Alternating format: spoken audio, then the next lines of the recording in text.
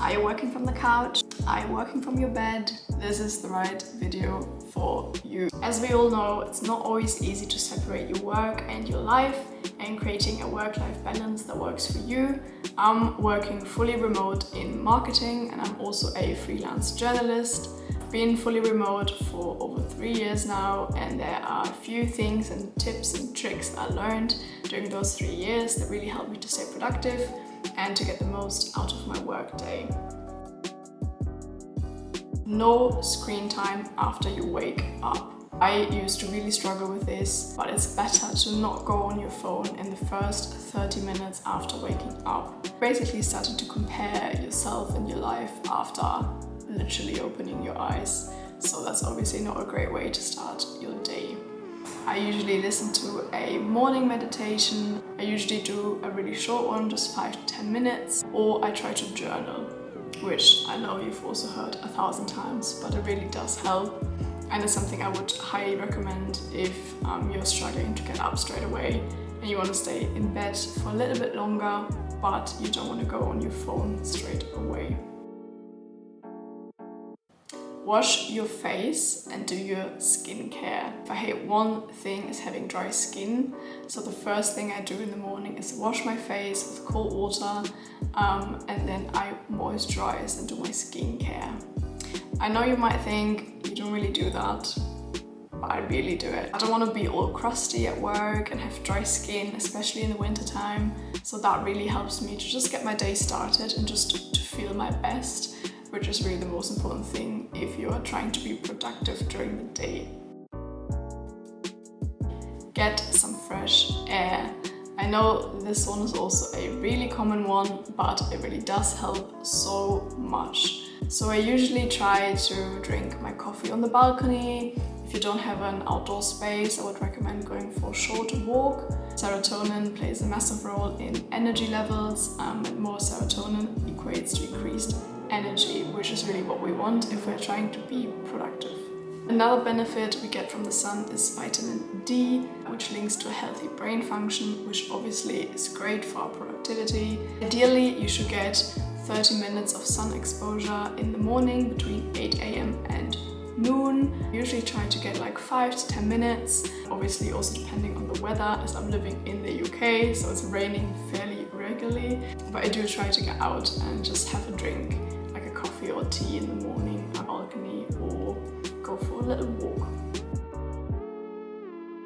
Changing your clothes will just help you to separate your time at home working and your time at home relaxing. It always just makes me feel a lot more put together if I change my clothes. Obviously also you feel a lot better and fresher and cleaner, so it goes without saying why this is beneficial. And needless to say, I'm not a psycho, so I'm not going to change in my jeans and sit in my jeans all day. I usually wear my active wear or just like a nice set of PJs. Yes, you have that right, pajamas, but just not the ones you slept in. Declutter your workspace. This one is also quite obvious, but it really does help to stay productive. I get distracted quite easily, so I have to make sure that my workspace is clean and tidy, and that just really helps me to stay on top of my to-do list and not get distracted by random things on my desk. Clutter can negatively affect your mental well-being and cause feeling stressed, and that's the last thing we want if we're working from home. We don't want to feel stressed, we want to feel productive.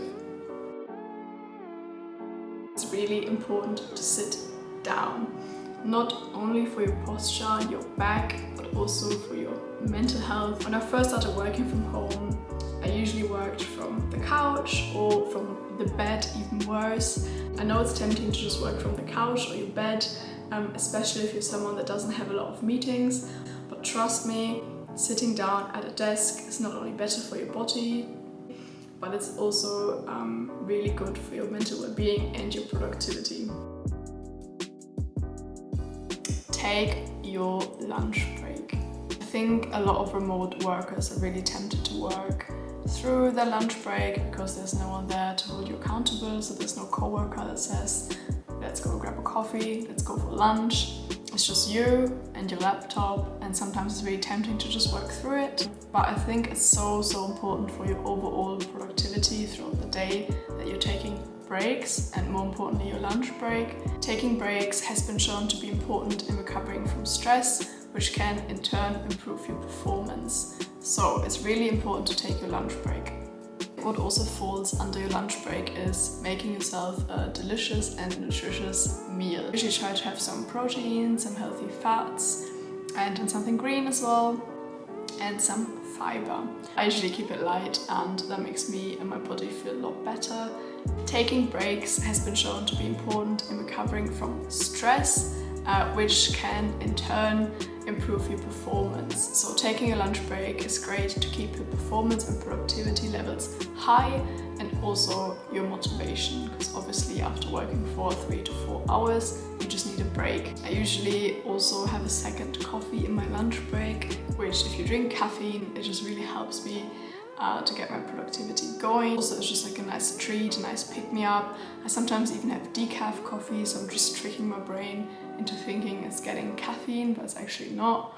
But that just really helps me to sort of get it going after my lunch.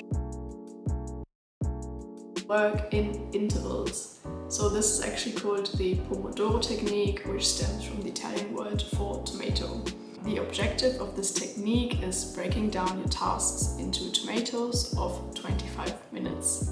The technique is really simple. All you need is a timer on your phone or like an old school timer if you have one.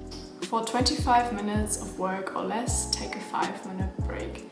For 10 to 50 minutes of work, take an 8-minute break. For 50 to 90 minutes of work, take a 10-minute break. And for more than 90 minutes of work, take a 15-minute break.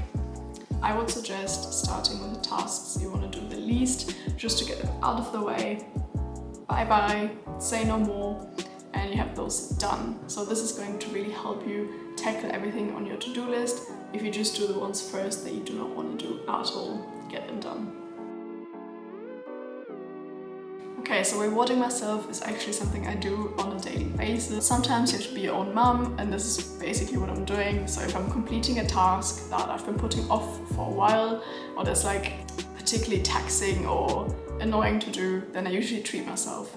I treat myself with something small, so don't go overboard. I'm not going to buy a new wardrobe just because I completed some tasks. So I usually get a nice coffee, make myself a cup of tea, I get a nice snack. Whatever fills your cup, just something that sort of keeps you going and that just really helps me to get everything done that's on my to-do list. If you like this video, please subscribe. I'm really trying to grow this channel, so please come back. See you next time.